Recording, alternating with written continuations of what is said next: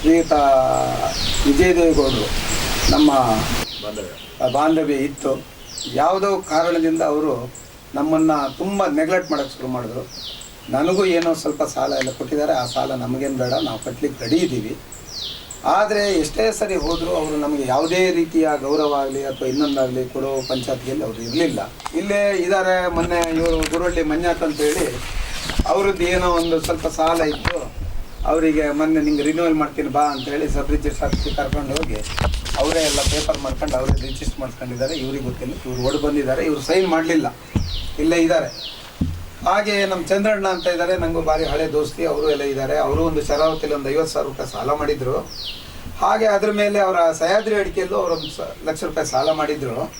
ಅದಕ್ಕೀಗ ಸಾಧಾರಣ ಮಟ್ಟಿಗೆ ಅವರು ಈಗ ಮನೆ ಮಠ ಮಾರುವಂಥ ಪರಿಸ್ಥಿತಿ ಬಂದಿದೆ. 33 ಲಕ್ಷ ರೂಪಾಯಿ ನೋಟಿಸ್ ಕೊಟ್ಟಿದ್ದಾರೆ ಅವರಿಗೆ. ಅದು ಯಾವ ರೀತಿ ಬಡ್ಡಿ ಏನು ಅಂತ ನಮಗೆ ಗೊತ್ತಿಲ್ಲ. ಸರ್ಕಾರದ ಇವರಿಂದ ಅದನ್ನು ಸಮಗ್ರವಾಗಿ ತನಿಖೆ ಮಾಡಲಿ. ಅದಕ್ಕೆ ನಮ್ಮದು ಏನು ಸಹಕಾರ ಮಾಡಿ ನಾವು ಕೊಡ್ತೀವಿ. ಆ ತನಿಖೆ ಆದ ನಂತರದಲ್ಲಿ ಯಾರ್ಯಾರಿಗೆ ಯಾವ್ಯಾವ ರೀತಿ ರಿಲೀಫ್ ಮಾಡ್ತಾರೋ ಅದಕ್ಕೆ ನಾವು ಬದ್ಧರಾಗಿದ್ದೀವಿ. ಹಾಗಂತೇಳಿ ಅವರು ನಮಗೆ ಸಾಲ ಕೊಟ್ಟಿದ್ದಾರೆ, ಅವ್ರನ್ನ ನಾವು ದೂರ್ಲಿಕ್ಕೆ ನಾವು ರೆಡಿ ಇಲ್ಲ. ಅಲ್ಲಿ ಏನು ಬಡ್ಡಿ ಗಿಡ್ಡಿ ಎಲ್ಲ ಜಾಸ್ತಿ ಆಗಿದೆ. ಅವ್ರನ್ನ ನಾವು ದೂರಕ್ಕೆ ನಾವೇನು ರೆಡಿ ಇಲ್ಲ. ಆದರೆ ಅವ್ರು ಮಾಡುವಂಥ ಕಾರ್ಯ, ಅವರು ಸಮಾಜಕ್ಕೋಸ್ಕರ ಮಾಡಿದಂಥ ಈ ಸೊಸೈಟಿ ಸಮಾಜಕ್ಕೆ ಅದು ಅರ್ಪಣೆ ಆಗಬೇಕು. ನಿನ್ನೆ ಹೇಳ್ತಾರೆ ಮಾಧ್ಯಮದಲ್ಲಿ, ಅಯ್ಯೋ ನಾನು ಈ ಸಂಸ್ಥೆ ಹುಟ್ಟಾಕಬೇಕಾದರೆ ನನಗೆ ಹಂಗಾಗಿದೆ, ನನಗೆ ಹಿಂಗಾಗಿದೆ ಅಂತೇಳಿ. ಸಂಸ್ಥೆ ಹುಟ್ಟು ಹಾಕಿರ್ಬೋದು, ಅವರು ಕೆಲಸ ಮಾಡೋರದ್ದು ಶ್ರಮಕ್ಕಿಂತನೂ ನಾನೇ ಬೆಳಗ್ಗೆ ಸಾಯಂಕಾಲ ಬಂದು ಕೂರ್ತೀನಿ ಅಂತ. ಎಲ್ಲರೂ ಕೂರ್ತಾರೆ, ದುಡ್ಡು ಸಿಗತ್ತಂತ ಅದ್ರ ಕೋಟಿಗಟ್ಟಲೆ. ಅಲ್ಲೇ ನಿದ್ರೆ, ಅಲ್ಲೇ ಊಟ, ಅಲ್ಲೇ ಇದು ಎಲ್ಲ ಮಾಡ್ತಾರವರು. ಗೊತ್ತಾಯ್ತಾ? ಅವ್ರ ಶ್ರಮ ಅಲ್ಲ ಅದು, ಅವ್ರ ಶ್ರಮ. ಏನು ಇವರೇ ದುಡ್ಡು ಹಣಕಾಸು, ಇವನು ಅಲ್ಲ ಆಸ್ತಿ ಮಾಡೋದು ಇಲ್ಲ. ಎಲ್ಲದೂ ಉದಾಹರಣೆಗೆ ಹೇಳ್ತೀನಿ. ನನ್ನ ಸಾಲ ಕಟ್ಟಕ್ಕಾಗ ನನ್ನ ದ್ವೇಷದಿಂದ ನನ್ನ ಅಜ್ಜನ ಜಾಗನೇ ತಗೊಂಡಿದ್ದಾರೆ. ನಾವೆಲ್ಲರೂ ಅವ್ರದ್ದು ಸಾಲ ಇಟ್ಕೊಳ್ಳೋದು ಬೇಡ, ಸಾಲ ಕಟ್ಟನ. ಆದ ಪ್ರಾಮಾಣಿಕವಾಗಿ ಏನಾಗುತ್ತೋ ಅದಕ್ಕೆ ನಾವೆಲ್ಲರೂ ಸಹಕಾರ ಮಾಡಿ ಅವರಿಗೂ ಅವ್ರ ದುಡ್ಡನ್ನು ಅವ್ರಿಗೆ ಕೊಡೋಣ. ಅವ್ರ ದುಡ್ಡಲ್ಲ, ಅದು ಸರ್ಕಾರದ ದುಡ್ಡು. ಕೊಡ್ಲಿಕ್ಕೆ ನಮ್ದು ಎಲ್ಲರದ್ದು ಒಪ್ಪಿಗೆ ಇದೆ ಅಲ್ವಾ? ಪ್ರಾಮಾಣಿಕವಾಗಿ ನಾವು ಅವ್ರ ಸಾಲ ಏನುಂಟು ಅದನ್ನು ಕಟ್ಟಲಿಕ್ಕೆ ನಾವು ರೆಡಿ ಇದ್ದೀವಿ. ಅದನ್ನು ತನಿಖೆ ಮಾಡಿ ಪ್ರಾಮಾಣಿಕವಾಗಿ ನಮಗೆ ಹೇಳಲಿ. ನಾನು ಶೃಂಗೇರಿ ಮಠದ ಕೆಳಗಡೆ ಶಾರದಾ ಸೊಸೈಟಿ ಅಂತ ಮಾಜಿ ಅಧ್ಯಕ್ಷ, ಯೂನಿಯನ್ ಡೈರೆಕ್ಟರ್ ಆಗಿದೆ, ಜಿಲ್ಲಾ ಟೇಪ್ ಸಮಿತಿ ಡೈರೆಕ್ಟರ್ ಆಗಿದೆ. ನಾನು ಇವರ ಹತ್ರ 50,000 ರೂಪಾಯಿ ತಗೊಂಡಿದ್ದೆ. 50,000 ರೂಪಾಯಿ ತಗೊಂಡ್ರೆ 2009ಕ್ಕೆ ನಾನು ಕ್ಲೋಸ್ ಆಗಿದೆ. 2009 ಕ್ಲೋಸ್ ಆದರೆ ನನಗೆ ಎಂಥದ್ದು ಆಮೇಲೆ ಏನೂ ಬಂದಿಲ್ಲ. ನಂಗೆ ಬಂದಿಲ್ಲ. ನಾನು ಅದ್ರ ಬಗ್ಗೆ ಗಮನವನ್ನು ಅಷ್ಟು ಅಡಿಕೆ ಹಾಕಿದೆ, ಕ್ಲೋಸ್ ಆಗಿದೆ ಅಂತ ಬಿಟ್ಟೆ. ನನಗೆ ಹೋದ ಸರಿ 2020ರಲ್ಲಿ 23ರಲ್ಲಿ ನನಗೆ ನೋಟಿಸ್ ಕೊಟ್ಟರು. ನೋಟಿಸ್ ಬಂದರೆ ನಾನು ಅದ್ರ ಬಗ್ಗೆ ಏನು ತಲೆ ಕೆಡಿಸ್ಕೊಂಡಿಲ್ಲ, ಏನೇ ಅಂತ ಕಳಿಸ್ಯಾರ ಅಂತ ನಾನು ಅದ್ರ ಬಗ್ಗೆ ಚಿಂತನೆ ಮಾಡಲ್ಲ. ಈಗ 8 ಲಕ್ಷಕ್ಕೆ ನನಗೆ DR ಕೋರ್ಟಲ್ಲಿ ಕೇಸ್ ಹಾಕ್ಯಾರೆ. ವಿಚಾರಣೆ ಆಗಿದೆ DR ನಾನು ARCS ಹತ್ರ ಹೇಳಿದೆ, ಸರ್ ನಾನು ಇವನೇನು ಇದರಲ್ಲಿ ಕೋಆಪರೇಟಿವ್ ಕೆಲಸ ಮಾಡಿದವ, ನಾನು 10-15 ವರ್ಷ ನಾನು ಅಲ್ಲೇ ಇದ್ದೆ. ನೀವು 3 ವರ್ಷದೊಳಗೆ ನನ್ನ ಮೇಲೆ ಕೇಸ್ ಹಾಕ್ಬೇಕಲ್ಲ, ಕಾನೂನು ಪ್ರಕಾರ ಬಯಲ ಪ್ರಕಾರ ಇರೋದು 3 ವರ್ಷದೊಳಗೆ ಕೇಸ್ ಹಾಕ್ಬೇಕಂತ. ನೀವು 15-20 ವರ್ಷ ಬಿಟ್ಟು ಕೇಸ್ ಹಾಕಿದ್ರಲ್ಲ, ನಂದು ಇರೋದು 50,000 ಅಂತ ಅವ್ರು ತೋರಿಸ್ಯಾರೆ. ಅಸಲು ಇಲ್ಲೂ ತೋರಿಸ್ಯಾರೆ, ಅಲ್ಲೂ ಅದೇ, ನಂದು ಅದೇ. 50,000ನೇ ಇಲ್ಲ, 50,000 ನಾನು ಕಟ್ಟ ಕೈ ಇದ್ದೀನಿ ಬೇಕಾರೆ ಅಂತ ಹೇಳಿದೆ. ಇಲ್ಲ, ಅದು ಕೇಸ್ ಹಾಕಿದ್ದಾರೆ. ಕೇಸ್ ನೋಡಿ, ಕಾನೂನು ಪ್ರಕಾರ ನೀವು ಕೇಸೇ ಹಿಡಿಯಂಗಿಲ್ಲ ಸರ್. ನಾನು ಪರ್ಸ್ನಲಾಗಿ ಮತ್ತೆ ವಿಚಾರಣೆ ಮುಗಿದ್ಮೇಲೆ ಮತ್ತೆ ಒಳಗೆ ಹೋಗಿ ಹೇಳಿದೆ, ನೀವು ಹಿಡಿಯಂಗೇ ಇಲ್ಲ ಕೇಸು. ನನ್ನ ಕೇಸ್ ಹಿಡಿದಿದ್ರಿ, ಇದರಲ್ಲೆಲ್ಲ ಅನ್ಯಾಯ ಆದರೆ ನಾನು ಆತ್ಮಹತ್ಯೆ ಮಾಡ್ಕೊಬೇಕತ್ತ ಅಂತ ಹೇಳಿದೆ. ನಾನು ಸಣ್ಣ ಜಮೀನ್ದಾರ, ದೊಡ್ಡ ಜಮೀನ್ದಾರ ಏನಲ್ಲ ಅಂತ ಹೇಳಿದೆ. ಇಲ್ಲ, ನಾನು ಅದಕ್ಕೆ ಏನು ಮಾಡೋಕ್ಕಾಗಲ್ಲ, ನೀವು ಅಲ್ಲಿ ಸ್ವಲ್ಪ ಮಾತಾಡ್ಕೊಳ್ಳಿ ಅಂತ ಹೇಳಿದೆ. ಏನು ಮಾತಾಡ್ಬೇಕಂತ ಕೇಳ್ತೇನೆ. ಕೋರ್ಟಲ್ಲಿ, ತೀರ್ಥಹಳ್ಳಿ ಕೋರ್ಟಲ್ಲಿ ವಿಚಾರಣೆ ಇದೆ, ಬನ್ನಿ ಅಂತ ಹೇಳೋರುತ್ತೆ. ಒಂದಿನ ಬನ್ನಿ ಅಂತ ಹೇಳ್ಕೊಂಡು ನಾನು ಬಂದೆ. ಸೀದಾ ಬಂದು 1 ಲಕ್ಷ ರೂಪಾಯಿ ದುಡ್ಡು ಹಿಡ್ಕೊಂಡೇ ಬಂದೆ. ನಾನು ಕಟ್ಟೇ ಬಿಡೋಣ ಅಂತ ಬಂದೆ. ಕ್ಲೋಸ್ ಮಾಡ್ಕೊಂಡು ಹೋಗೋಣ, ಇದು ರಿಸ್ಕ್, ನಮಗೆ ಆರೋಗ್ಯ ಬೇರೆ ಸರಿ ಇಲ್ಲ, ರಿಸ್ಕ್ ಕಟ್ ಮಾಡೋಣ ಅಂತ ಹೋದೆ. ನಮ್ಮ ಜೊತೆಗೆ ಮತ್ತೊಬ್ಬನ ಹಿಡ್ಕೊಬಂದೆ. ದುಡ್ಡು ಹಿಡ್ಕೊಳಕ್ಕೆ, ಮಾತಾಡೋಕ್ಕೆ ಬೇರೆ ಬೇರೆ ಬೇಕಂತ ದುಡ್ಡು ಜೋಬೊಳಗೆ ಇದೆ, ನಮ್ಮ ಜೋಬೊಳಗೆ, ಇಬ್ಬರಿಗೂ ಜೋಬೊಳಗೆ. ಆದರೆ ಇವ್ರು 2 ಲಕ್ಷ ಕಟ್ಬೇಕಂತ ಹೇಳಿದ್ರು. 2 ಲಕ್ಷ ಕಟ್ಟೋಕ್ಕಾಗಲ್ಲ, 50,000 ಇರೋದು ನಂದು. 1 ಲಕ್ಷ ಕಟ್ತೀನಿ, ಇವತ್ತು ಕ್ಲೋಸ್ ಮಾಡ್ಕೊಂಡು ಹೋಗ್ತೀನಿ ನಾನು ಅಂದೆ. ಇಲ್ಲ, 2 ಲಕ್ಷ ಕಟ್ಬೇಕು, ಅದು ದುಡ್ಡಿಲ್ಲ ನಮ್ಮ ಹತ್ರ ಅಂದ್ರೆ. ನಾವು ಅದೇಂದ್ರೆ ಅವ್ನು ಕಟ್ಟಿ ಅಂತ ಹೇಳ್ತಾನೆ ಪ್ರದೀಪ. ನಾವಿಲ್ಲ ಅಂತೇಳಿ ವಾದ ಮಾಡಿದ್ರು. ದುಡ್ಡು ಮಗಗೆ ಬೆಂಗಳೂರಲ್ಲಿದ್ದು, ಮಗನಿಗೆ ಫೋನ್ ಮಾಡ್ತೀವಿ, ಮಗ ಹಾಕ್ತಾನೆ, 1 ಲಕ್ಷ ಹಾಕ್ತಾನೆ, ಕೊಟ್ಟು ಹೋಗ್ತೀವಿ ಅಂತ ಹೇಳಿದ್ರು. ಇವನು 2 ಲಕ್ಷ ಕಮ್ಮಿ ಆಗೋದೇ ಇಲ್ಲ, ಕೇಸ್ ಹಾಕ್ತೀನಿ. ಕೇಸ್ ಹಾಕ್ತೀನಿ, ಅದು ಹೆಂಗೆ ಹೋದ. ಮತ್ತೊಂದೇ ನಮ್ಮ ಶೃಂಗೇರಿ ಬಂದ್ಕೊಂಡು ನಂಗೆ ಫೋನ್ ಮಾಡ್ದೆ, ನಿಮ್ದು ಹರಾಜಿ ಬರ್ತದಂದೆ ಅಂತ. ಸಿಟ್ಟು ಬಂತು, ಸಾರಿ ಜೋರು ಮಾಡಿದೆ. ಏನು ಹರಾಜು ಮಾಡ್ತೀನಿ ನೀನು ಹತ್ರ ಏನು ದಾಖಲಿದೆ? ನಂದು ಆಧಾರ ಮಾಡ್ಕೊಂಡಿದ್ಯಾ? ಇಲ್ಲ. ಪಾಣಿ ತೊಗೊಂಡಿದ್ಯಾ? ಇಲ್ಲ. ಏನು ಆಧಾರ ಮಾಡ್ತೀನಿ? ಯಾರ ಹತ್ರ ಮಾತಾಡ್ತಿದ್ದೆ? ಸಾರಿ ಜೋರು. ಅದ್ರ ಮೇಲೆ ಮನೆ ಹತ್ರ ಬರೋದು ಎಲ್ಲ ಬಿಟ್ಟ. ಈಗ 8 ಲಕ್ಷಕ್ಕೆ ಹಾಕ್ಯಾನೆ, 50,000 ರೂಪಾಯಿ ಅಸಲು ಅಂತ ತೋರಿಸ್ಯಾರ. ನಮ್ಮದು 2003-4ರಲ್ಲಿ ಲೋನ್ ತೊಗೊಂಡಿದ್ರು. ಲೋನ್ ತೊಗೊಂಡಾಗ ನಮ್ಮ ತಾಯಿ ಏನು ಮಾಡಿದರು, 1,62,000 ಕಟ್ಟಿದರು. 1,62,000 ಕಟ್ಟಿದಾಗ 2008ರಲ್ಲಿ ಅವ್ರು ಕೋಟಿ ಹಾಕಿದ್ರು.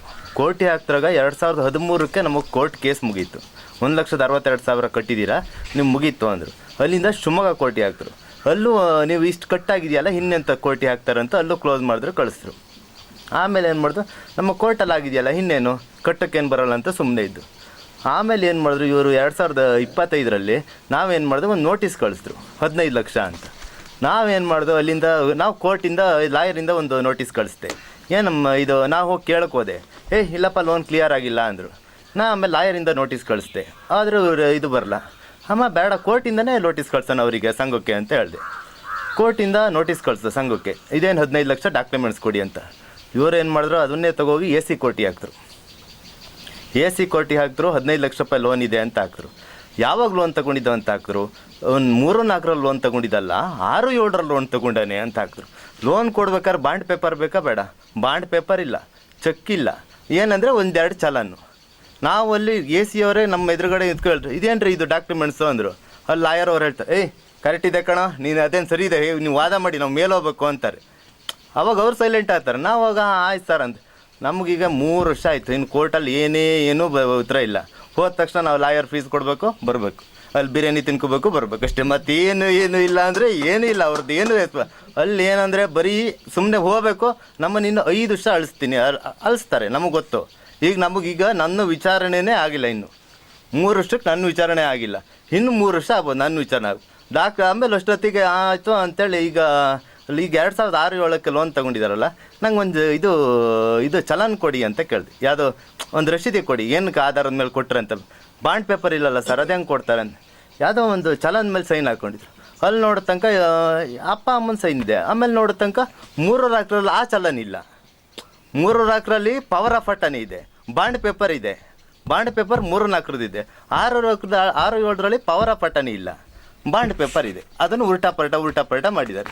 ಆಮೇಲೆ ಜಾಮೀನುದಾರರಿಗೆ ಚಿಕ್ಕದಾಗಿ ಹಿಂಗೆ ಸೈನ್ ಹಾಕ್ಬಿಟ್ಟಾರೆ. ಇದ್ಯಾರು ಇದು ಜಾಮೀನ್ದಾರು ಅಂತ ಕೇಳಿದೆ ಇಲ್ಲಿ ಇವ್ರ ಹತ್ರ, ಅವರು ಈ ಬ್ಯಾಂಕವ್ರು. ಅವ್ರು ಯಾರು ನಂಗೆ ಗೊತ್ತಿಲ್ಲ ಕಂಡ್ರೆ, ಅದೇನು ಆ ಥರ ಹೆಸರು ಬರ್ದೆ. ಅವರೆಲ್ಲ ಸತ್ತೋಗಾಗದ್ರಲ್ರಿ 2-3ಕ್ಕೆ ಅಂತ ಹೇಳಿದೆ. ಅವಾಗ ಅವ್ರು ಹೇಳ್ತಾರೆ, ಅವಾಗಲೇ ಸತ್ತೋಗೋದು, ಇವರೆಲ್ಲ ಅಲ್ಲಿ ಹೋಗಿ ಹಾಕ್ಸ್ಕೊಂಬಂದ್ರಲ್ರಿ ಮೇಲೆ ಅಂತ. ಇಲ್ಲ ನಾವು ಫಸ್ಟೇ ಹಾಕ್ಸ್ಕೊಂಡಿದ್ದು ಅಂದರು. ಆ ಥರ ಅಲ್ಲಿ ರೆಸ್ಪಾನ್ಸಿಬಲ್ ನೋಡಿಬಿಟ್ರೆ ನೀವು AC ಕೋರ್ಟಲ್ಲಿ ನಾವು ಹೋಗ್ಬಿಟ್ರೆ ಅಲ್ಲಿ ಕ್ಲೀನಾಗಿ ಮಾತಾಡ್ತಾರೆ. ನೀವು ಅಲ್ಲಿಗೆ ಬರಬೇಕು, ಇದು ಇಷ್ಟು ಜನ ಅಲ್ಲ ಸರ್.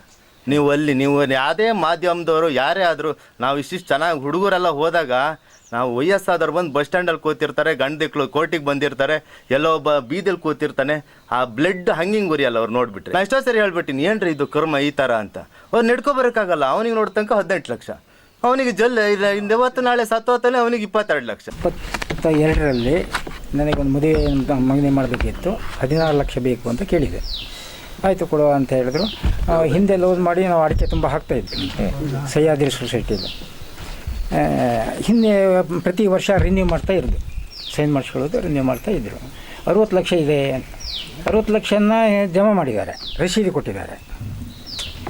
22ರಲ್ಲಿ ಲೋನ್ ನಂಗೆ 16 ಲಕ್ಷ ಬೇಕು ಅಂತ ಹೇಳಿದೆ. 16 ಲಕ್ಷ ಕೊಟ್ಟಿದ್ದೆ, ಬ್ಯಾಂಕ್ ಥ್ರೂ ಕೊಟ್ಟಿದ್ದಾರೆ. ಬ್ಯಾಂಕಿಗೆ ಹಾಕಿದ್ದೀವಿ, ಬಂದು ತಗೊಂಡೋಗಿ ಅಂತ ಹೇಳಿ ನಾನು ಆಮೇಲೆ ಮಾರನೇ ವರ್ಷ ಅಡಿಕೆ ಹಾಕೋಕ್ಕಾಗಲಿಲ್ಲ. ನಾನು ಅವ್ರ ಹತ್ರನೇ ಹೋಗ್ತಿದ್ದು, ಇನ್ನೇನು ಮಾಡೋದು, ಸಾಲ ಮಾಡಿ ಆಗಿದೆಯಲ್ಲ, ನಮಗೆ 2 ಎಕರೆ 3 ಗುಂಟೆ ಜಮೀನು ಇರೋದು, ಇನ್ನು ನನ್ನ ಹತ್ರ ಕಟ್ಟೋಕ್ಕಾಗೋದಿಲ್ಲ. ಈ ವರ್ಷ ಅಡಿಕೆ ಆಗಿಲ್ಲ, ಆದ್ದರಿಂದ ನನ್ನ ಜಮೀನು ನಿಮಗೆ ಬಿಟ್ಟುಬಿಡ್ತೀನಿ. ಮತ್ತು ಇನ್ನೇನು ಮಾಡೋಕ್ಕಲ್ಲ, ಇನ್ನು ಮುಂದುವರಿದು ಬೇಡ. ಮುಂದುವರೆದರೆ ನಮ್ಮ ತಮ್ಮಂದಿರಿಗೆ ತೊಂದರೆ ಆಗುತ್ತೆ, ಮತ್ತು ನಿಮ್ಮ ಸಂಸ್ಥೆಗೂ ತೊಂದರೆ ಆಗೋದು ಬೇಡ, ನಿಮಗೂ ಚುಕ್ಕೆ ಬರೋದು ಬೇಡ. ಆಮೇಲೆ ಒಂದು 3 ತಿಂಗಳು ಬಿಟ್ಟು ನಂಗೆ ಕೋರ್ಟ್ ನೋಟಿಸ್ ಬಂತು, ಚೆಕ್ ಮೇಲೆ ಕೇಸು. ಕೋರ್ಟಿಗೆ ಹೋಗಿ ಲಾಯರ್ ಹತ್ರ ಕೇಳುವಾಗ, ಇದು ನೀನು ಕಟ್ತೀಯಾ ಅಥವಾ 6 ತಿಂಗಳು ಜೈಲಿಗೆ ಹೋಗಿ ಬರ್ತೀಯಾ ಅಂದರು. ಜೈಲಿ ಅವತ್ತು 77 ಲಕ್ಷಕ್ಕೆ ಹಾಕಿದ್ದರು. ಕೋರ್ಟಿಗೆ ಅವರು ಹಾಕಿದ್ದು 77 ಲಕ್ಷಕ್ಕೆ ತಗೊಂಡಿದ್ದಕ್ಕೆ 99 ಲಕ್ಷಕ್ಕೆ ಹಾಕಿದ್ರು. ಅದು ಕೇಸು 8-10 ತಿಂಗಳು ನಡೀತು. ಅದರಲ್ಲಿ ನನಗೇನು ಮಾಡಿದರು, ಬ್ಯಾಂಕ್ ಥ್ರೂ ಕೊಟ್ಟಿದ್ದಾರಲ್ಲ, ಅದಕ್ಕೆ ನಾನು ಲಾಯರ್ ಹತ್ರ ಸ್ಟೇಟ್ಮೆಂಟ್ ಕಾಪಿ ತಂಡೆ ಕೊಟ್ಟೆ. ಅಲ್ಲಿ 77 ಲಕ್ಷದಲ್ಲಿ 60 ಲಕ್ಷ ಅವರು ಇದಕ್ಕೆ ಪಾಸಾಗಿದೆ, 16 ಮಾತ್ರ ಬ್ಯಾಂಕಲ್ಲಿ ಇರೋದು. ಅದ್ರ ಮೇಲೆ ನನಗೆ ಆಯಿತು. ಕೋರ್ಟಲ್ಲಿ ನಾನು ಸ್ಟೇಟ್ಮೆಂಟ್ ಕೊಟ್ಟೆ. ನಾನು ಕಾರಣ ಎಲ್ಲ ಹೇಳಿ 16 ಲಕ್ಷ ನಾನು ತಗೊಂಡಿರೋದು ಹೌದು, 16 ಲಕ್ಷ ನಾನು ಕಟ್ಟೋದಕ್ಕೆ ಬಾಧ್ಯಸ್ಥ ಅಂತ ಅದು ಇದರಲ್ಲಿ ಬರೆದಿದ್ದಾರೆ. ಹಾಗೆ ಕೇಸು ನಮ್ಮಂತೆ ಆಯಿತು. ಅವರು ಡಿ ಆರ್ ಕೋರ್ಟಿಗೆ ಬೆಂಗಳೂರಿಗೆ ಹಾಕಿದ್ರು. ಅಲ್ಲಿ ಆರ್ಡ್ರು 1,13,00,000 ಹಾಕಿದ್ದಾರೆ. ಆಮೇಲೆ ಮತ್ತೊಂದು ವರ್ಷದ ಬಡ್ಡಿಯೂ ಸೇರಿಸಿ ಅಲ್ಲಿ ಅವ್ರು ಏನು ನನಗೆ 1 crore ಫಂಡ್ಸ್ ಬೇಕು, ನನಗೆ ಯಾವುದೋ ಒಂದು ಏನೋ ಒಂದು ರಿಟೈನಿಂಗ್ ವಾಲ್ಸ್ ಇದನ್ನೆಲ್ಲ ಮಾಡೋದಿದೆ, ನನಗೆ ಬೇಕು ಅಂತ ಹೋದೆ ಒಂದಿನ. ಆಯಿತು ಕೊಡೋಣ ಅಂತ ಹೇಳಿದ್ರು. ನೀವು ಯಾವುದೋ ಒಂದು ಪ್ರಾಪರ್ಟಿ ಮಾರ್ಗೇಜ್ ಮಾಡಿ ಆಯಿತು, ಒಂದು ರಿಸಾರ್ಟ್ ಪ್ರಾಪರ್ಟಿ ಒಂದು ಸರ್ವೆ ನಮ್ಮ ಇದೆ ಮಾಡಿಕೊಡ್ತೀನಿ ಅಂತ ಹೇಳಿ. ನೀವು ನಾಳೆ ಇದು ಮಾಡಿ CM ರಿಜಿಸ್ಟ್ರೇಷನ್ ಮಾಡಿ ಅಂತ ಹೇಳಿದ್ರು. ನಾನು ಹೇಳಿದೆ ಪೇಮೆಂಟ್ ಯಾವಾಗ ಮಾಡ್ತೀನಿ? ಪೇಮೆಂಟ್ ಇಮಿಡಿಯೇಟು, ನೀವು ನಾಳೆ ಅಲ್ಲಿ ಮಾಡ್ಕೊಂಡು ಬರೋಷ್ಟೊತ್ತಿಗೆ ಇಲ್ಲಿ ರೆಡಿ ಅಂತ ಹೇಳಿದ್ರು.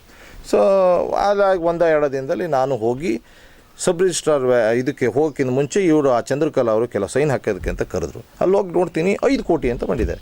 ನಾನು ಕೇಳಿದೆ, ನೀವು ತಗೊಂತ ಇರೋದು ನೀವು ನಾನು ತಗೊಂತಿರೋದು ನನ್ನ ರಿಕ್ವೈರ್ಸ್ಟ್ ಇರೋದು 1 ಕೋಟಿ, 5 ಕೋಟಿಗೆ ಯಾಕೆ ಮಾರ್ಗೇಜ್ ಮಾಡ್ತಾಯಿದ್ದೀರಿ ಕೇಳಿದೆ. ಅಲ್ಲ ನಮ್ಮ ಸಿಸ್ಟಮೇ ಹಂಗೆ, ನೀವು ಬೇಕಾದ್ರೆ ತಗೊಳ್ಳಿ ಬ್ಯಾಡ್ದಿರ್ಬಿಡಿ. 1 ಕೋಟಿ ಶರಾವತಿ ಹೆಸರಲ್ಲಿ ಇದು ಮಾಡ್ತೀವಿ, ಏನೋ ಕಮರ್ಷಿಯಲ್ ಅಂತ ಮಾಡ್ತೀವಿ, ಅದಕ್ಕೆ ನಮ್ಗೆ ಎಷ್ಟೋ ಲಕ್ಷ ಸ್ಟ್ಯಾಂಪ್ ಡ್ಯೂಟಿ ಬರ್ತದೆ. ಇನ್ನು 4 ಕೋಟಿ ನಿಮ್ಮ ಅಗ್ರಿಕಲ್ಚರ್ ಲ್ಯಾಂಡ್ ಮೇಲೆ ಮಾಡ್ತೀವಿ, ಅದಕ್ಕೆ ನಿಮಗೆ ಹೆಂಗೋ ಏನೂ ಬರೋದಿಲ್ಲ, ಅದಕ್ಕೆ 0 ಇರುತ್ತೆ, ಏನೂ ತೊಂದರೆ ಇಲ್ಲ ನಿಮಗೆ ಅಂದರು. ನಾನು ಆ ಜಾಮೀನು ನನಗೆ ಬರೋಂಥ ವ್ಯಕ್ತಿಗೆ ನಾನು ಕೇಳಿದೆ, ಅವ್ರಿಗೆ ಇನ್ನೊಂದು ಕೇಳಿ ಅವ್ರು ನಿಜವಾಗ್ಲೂ ಮಾಡೋದು ಹೌದಾ ಇಲ್ವಾ ಅಂತ. ಅವರು ಕೇಳಿದ್ರು ನನ್ನ ಎದುರಿಗೆ, ನೀವೇನು ವಿಜಯಣ್ಣ ನೀವು ಮಾಡೋದು ಹೌದಾ? ನಾನು ಮಾತು ಕೊಟ್ಟ ಮೇಲೆ ಮುಗೀತು, ನಾನು ಮಾಡ್ತೀನಿ, ಅವ್ರು ಅಲ್ಲಿ ಮಾರ್ಗೇಜ್ ಮಾಡಲಿ, ಇಲ್ಲಿ ಬರಲಿ, ತೊಗೊಂಡೋಗ್ಲಿ. 5 ಕೋಟಿ ಮಾಡಿಕೊಟ್ಟು ಮಾರನೇ ದಿವಸ ಬೆಳಿಗ್ಗೆ ಹೋದರೆ ಅಲ್ಲ, ಅದು ಯಾರೋ ಒಂದು 3 ಜನಕ್ಕೆ ಕಮಿಟ್ ಆಗಿದ್ದೀನಿ, ಅವ್ರದ್ದು ಕೊಟ್ಬಿಡ್ತೀನಿ ಫಸ್ಟು, ಅದಾದ ತಕ್ಷಣ ನಿಮ್ಮದು ಅಂದರು. ನಾನು ಅದಾಗ 4 ದಿನ ಬಿಟ್ಟು ಹೋದೆ, 8 ದಿನ ಬಿಟ್ಟು ಹೋದೆ, 12 ದಿನ ಬಿಟ್ಟು ಹೋದೆ, 1 ತಿಂಗಳು ಬಿಟ್ಟು ಹೋದೆ, 2 ತಿಂಗಳು ಬಿಟ್ಟು ಹೋದೆ, 3 ತಿಂಗಳು ಬಿಟ್ಟು ಹೋದೆ. 6 ತಿಂಗಳು ನನ್ನನ್ನು ಅಲ್ಲಿಂದ ಕರೆಸಿ ಆಮೇಲೆ ಇಲ್ಲ ರೀ ನಾವು ಕೊಡೋದಿಲ್ಲ ಹೇಳಿದೆ. ಕೊಡೋದಿಲ್ಲ ಅಂದರೆ ಮಾರ್ಟ್ಗೇಜ್ ಮಾಡಿದ್ನ ರಿಲೀಸ್ ಮಾಡಿ. ಇಲ್ಲ ಮಾಡಲ್ಲ. ಇಲ್ಲಿ ತನಕ ಅನ್ಯಾಯ ಮಾಡ್ತಾರೆ ನೀವು ಹೇಳಿ. 5 ಕೋಟಿ ಮಾರ್ಟ್ಗೇಜ್ ಮಾಡ್ತಾರೆ, 5 ರೂಪಾಯಿ ದುಡ್ಡು ಕೊಡೋದಿಲ್ಲ. ಮಾರ್ಟ್ಗೇಜ್ ದುಡ್ಡು ಕೊಡೋಲ್ಲ ಅನ್ನೋ 5 ಕೋಟಿನ ಮಾರ್ಟ್ಗೇಜ್ನ ರಿಲೀಸ್ ಮಾಡಿಕೊಡಿ ಅಂದರೆ ಅದು ರಿಲೀಸ್ ಮಾಡಿಕೊಡೋದಿಲ್ಲ. ಈ ಥರ ಒಂದು ದಬ್ಬಾಳಿಕೆ ಮಾಡ್ಕೊಂಡು. ಇನ್ನೊಂದು ಭಾಳ ಮುಖ್ಯವಾಗಿ ಆ್ಯಕ್ಚುಲಿ ನಾವು ತೀರ್ಥಹಳ್ಳಿನಲ್ಲೇ ನಿಮ್ಮ ಪ್ರೆಸ್ ಕ್ಲಬ್ನಲ್ಲೋ ಅಥವಾ ಮತ್ತೊಂದು ಕಡೆ ಅಲ್ಲೆಲ್ಲ ನಿಮಗೆ ಅನುಕೂಲ ಆಗೋಂಥ ಜಾಗದಲ್ಲಿ ಇದು ಪ್ರೆಸ್ ಮೀಟ್ ಮಾಡಬೇಕು ಅಂತಿದ್ವಿ. ಇವತ್ತು ಇಲ್ಲಿ ಮಾಡಿದ್ದು ಇನ್ನೊಂದು ಕಾರಣ ಅಂದರೆ ವಿಜಯದೇವ್ ಆ್ಯಂಡ್ ಟೀಮ್ ಅವ್ರು ಏನು ಮಾಡ್ತಾ ಇದ್ದಾರೆ ಅಂತ ಹೇಳಿದ್ರೆ, ಎಲ್ಲ ಕಡೆ ಅನಾವಶ್ಯಕ ಪ್ರಚಾರ ಮಾಡ್ತಿದ್ದಾರೆ. ವೇಂಗಮ್ಮ ರಿಸಾರ್ಟ್ನ ನಾವು ಹರಾಜಿಗೆ ತಂದುಬಿಟ್ಟಿದ್ದೀವಿ, ಅದಕ್ಕೆ ಬೇಲಿ ಹಾಕಿದ್ದೀವಿ, ಅದಕ್ಕೆ ಗೇಟಿಗೆ ಬೀಗ ಹಾಕಿದ್ದೀವಿ, ನಾವು ಅಲ್ಲಿಗೆ ಯಾರೂ ಹೋಗಂಗಿಲ್ಲ, ನಮ್ಮ ಕಸ್ಟಡಿನಲ್ಲಿದೆ ಅದು ಅನ್ನೋಂಥ ಒಂದು ಸುಳ್ಳು ಪಬ್ಲಿಸಿಟಿನ, ಸುಳ್ಳು ಮಾಹಿತಿನ ಪಬ್ಲಿಕ್ಸಿಗೆ ಕೊಡ್ತಾ ಇದ್ದಾರೆ. ಅದು ಎಲ್ಲ ಸುಳ್ಳು. ಇವರು ಯಾವುದು ಇದರಲ್ಲಿ ನಾವಿಲ್ಲ, ನಾವು ಎಲ್ಲದನ್ನೂ ಕಟ್ಟಿ ನಾಳೆ ಹೊರಗೆ ಬರೋಕ್ಕೆ ತಯಾರಿರೋರು. ನಾವು ಅದಕ್ಕೋಸ್ಕರ ದಾಖಲೆ ಕೇಳಿದ್ರೆ ಇವ್ರು ಕೊಡ್ತಾ ಇಲ್ಲ. ಅದು ಕೋರ್ಟ್ನಲ್ಲೂ ಇದೇ ಥರ ಮಾಡಿದ್ದು. ಕೋರ್ಟ್ನಲ್ಲಿ ಒಂದು ಟೆಂಪರವರಿ ಇಂಜೆಕ್ಷನ್ ತಗೊಂಡಿದ್ರು, ಅದು ವೆಕೇಟ್ ಆಗಿ ಹೋಗಿತ್ತು. ಅದಾದಮೇಲೆ ಅವರು ಚಲಗಾರ ಮತ್ತು ಇನ್ನೊಂದು ಯಾವುದೋ ಪೇಪರ್ನಲ್ಲಿ ಹಾಕಿದ್ರು. ಅದಕ್ಕೆ ಮಾರನೇ ದಿವಸನೇ ನಾವು ಮತ್ತು ಸ್ಪಷ್ಟೀಕರಣ ಕೊಟ್ಟಿದ್ದೀವಿ, ಇವರು ತಪ್ಪು ದಾಖಲೆ ಕೊಡ್ತಾ ಇದ್ದಾರೆ ಅಂತ. ಅವ್ರಿಗೆ ಅವಾಗ ಗೊತ್ತಾಯಿತು ಈ ಇಂಜೆಕ್ಷನ್ ವೆಕೇಟ್ ಆಗಿದೆ ಅಂತ. ಅಲ್ಲಿ ತಕ್ಕ ಇಂಜೆಕ್ಷನ್ ವೆಕೇಟ್ ಆಗಿದೆ ಅಂತಲೂ ಗೊತ್ತಿಲ್ಲ ಅವರಿಗೆ. ಹಾಗೆ ಮೊನ್ನೆ ಒಂದು ಪೇಪರ್ನಲ್ಲಿ ನೋಡ್ತಾ ಇದ್ದೆ, ಅನಾವಶ್ಯಕವಾಗಿ ಭಾರತ್ ಬ್ಯಾಂಕ್ನಲ್ಲಿ ಒಂದು ಹರಾಜಿಗೆ ಬಂದುಬಿಟ್ಟಿತ್ತು, ಅದಕ್ಕೆ ನಾನು 3 ಕೋಟಿ 10 ಲಕ್ಷ ಕೊಟ್ಟು ಉಳಿಸಿದೆ ಅಂತ ಹೇಳಿದ್ರು. ನಾನು ಭಾರತ್ ಬ್ಯಾಂಕಿನ ಅಷ್ಟು ದಾಖಲೆಗಳನ್ನ ಇಲ್ಲಿ ತಗೊಂಬಂದು ಇಡ್ತಾ ಇದ್ದೀನಿ. ನನ್ನ ಭಾರತ್ ಬ್ಯಾಂಕ್ನಲ್ಲಿ ಯಾವುದೇ ಥರ ಹರಾಜಾಗಿರಲಿಲ್ಲ, ಅಥವಾ ಇನ್ನೊಂದು ಹರಾಜಿಗೂ ಬಂದಿಲ್ಲ, ಪೊಸೆಷನ್ಗೂ ಬಂದಿಲ್ಲ.